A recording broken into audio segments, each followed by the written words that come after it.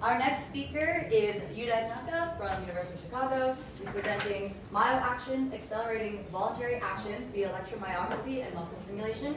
And this is work done with co-authors Che-Wei Hsu, Bruno Felalaga, and Pedro Lopes. All right, let's wait for a second.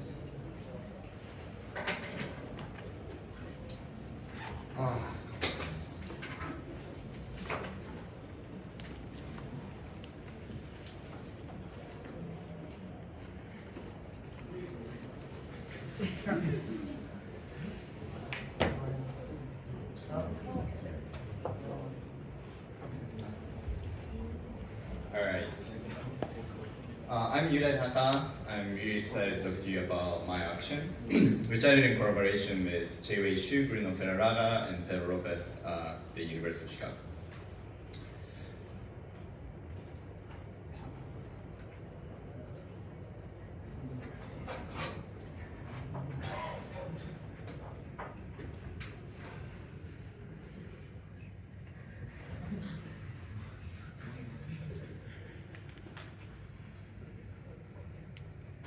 Hi, I'm Yudai Tanaka. Okay, so let's start with my action. In this case, the user had difficulty. They couldn't hit that first moving ping-pong ball because that was calibrated to beyond their reaction time. Let's see what's going to happen in our system turn on. They could react to that very fast moving ping-pong ball that is originally beyond their reaction time, but with the acceleration provided by Myo Action in their reaction time, which is about 25 milliseconds, they could now catch that ball and they could react to that. So you know that this is a system that augments your physical ability by physically accelerating your reaction time. But what I want to emphasize today is what's going to happen if the user was actually has already decided not to move, which is pretty much the case when we think about like real world physical activity.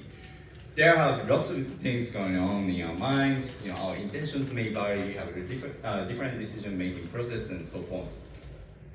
But unfortunately, many of the existing systems in this domain of human augmentation for physical activity is not really flexible to support this kind of like a varied intensity intentions. Instead, they typically end up overriding them.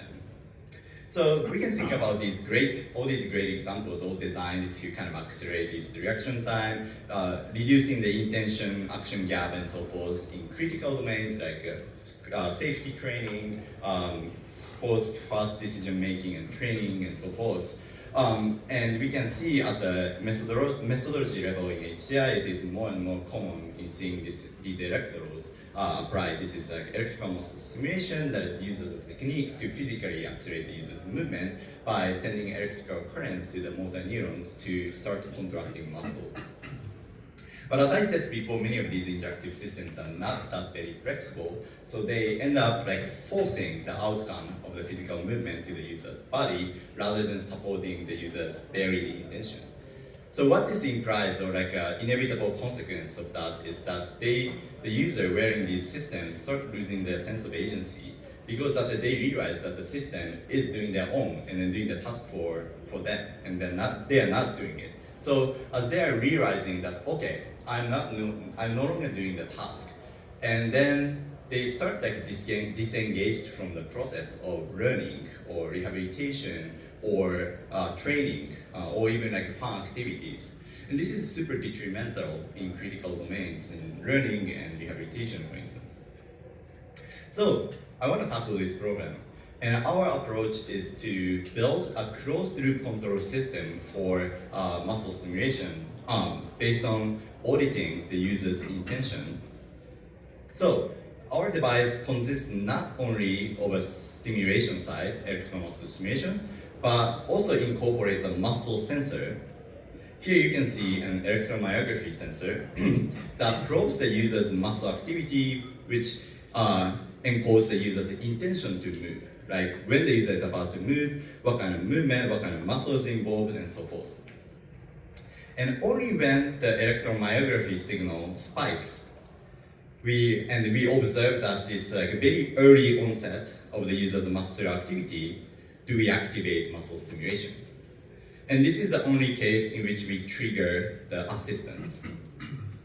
So this is how we built a system that can actually adapt to the user's intention. In other words, I'm going to show you like two very simple example scenarios with Myo Action.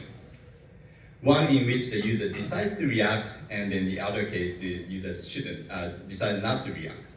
The first is the more typical case, which we also saw in the ping pong example. The user decides to hit because they're seeing the ball landing inside the zone, and they get the acceleration, so they get the augmentation in their performance and their happiness.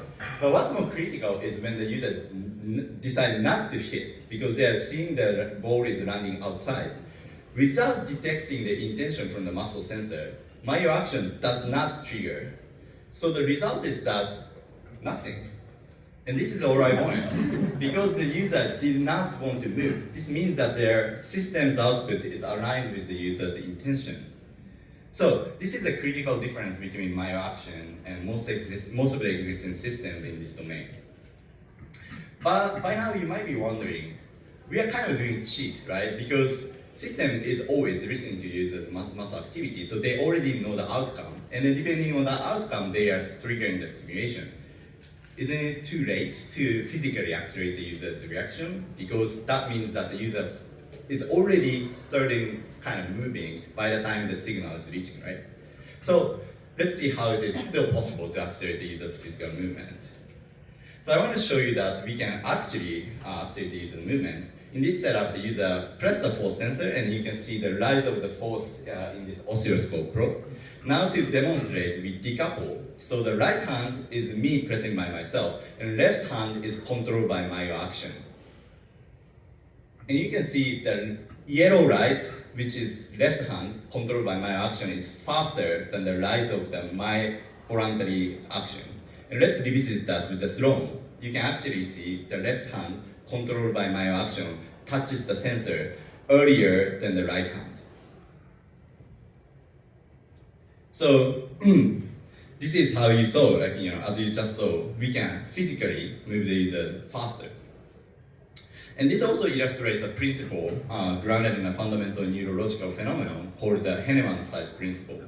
So Henneman size principle is that external electrical stimulation can be faster in contracting muscles because it can more aggressively recruit motor neurons in our body, in contrast to our innate voluntary action, which follows a specific order in recruiting different sizes and types of the motor units. But this, as this says, we only have like 25 milliseconds of time window in this gap between the muscle stimulation and your voluntary action. So this is the theoretical limit that we have. So any external latency in this system side is critical. It sacrifices our gain. So let's talk about how we mitigate the latency. So what we built essentially, the technical contribution, is a microsecond order latency coupling between the electromyography, EMG, and muscle stimulation, EMS. So this is the overview of circuit design. The first thing we did is we optimized the envelope calculation for the electromyography sensor, reducing the latency from the myography sensor alone to about 120 microseconds. This signal from the electromyography sensor is then fed to a microcontroller, which runs a very classic adaptive Schmidt triggering as signal processing. And the choice of this model is done specifically to optimize for reducing latency. And this results in about 170 microseconds.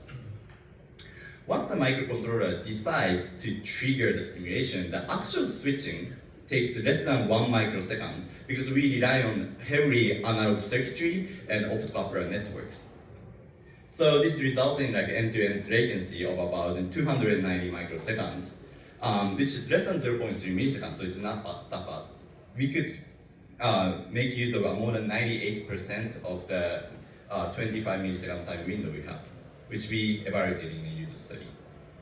Participants performed a reaction time test, but difference from a simple reaction time is that they should press this force sensor, the button, depending on which color of the LEDs that they see.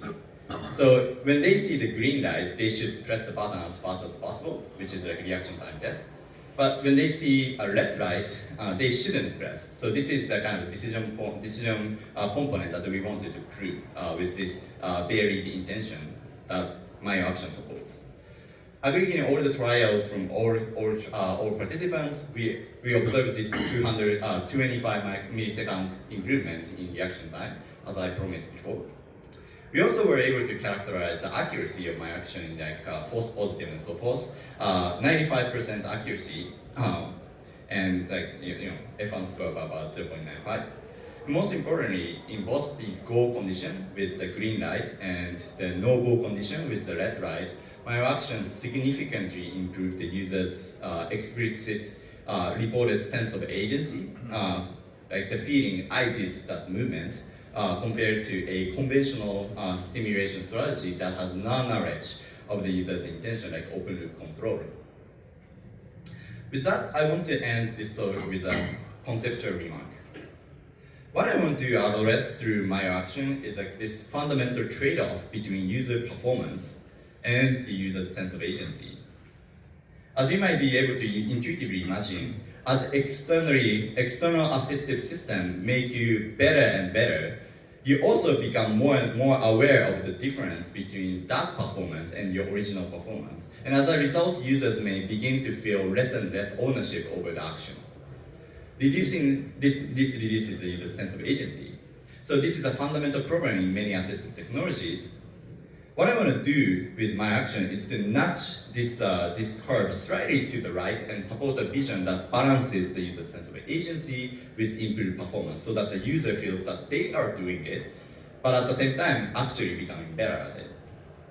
I'm especially excited about deploying my action and similar technologies in domains such as rehabilitation and skill learning.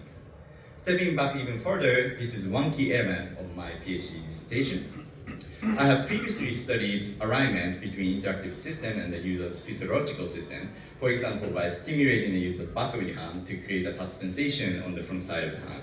And this is the alignment with the user's psychological side, right? And by exploring what might be more general purpose four-body interface might look like through this kind of approach using brain stimulation. I plan to start my research group in the US this fall or winter to explore those topics. So please feel free to reach out to me and watch for further announcements on my social media or website about these more further details if you're interested in working or collaborating with me. Thank you and happy to take any questions.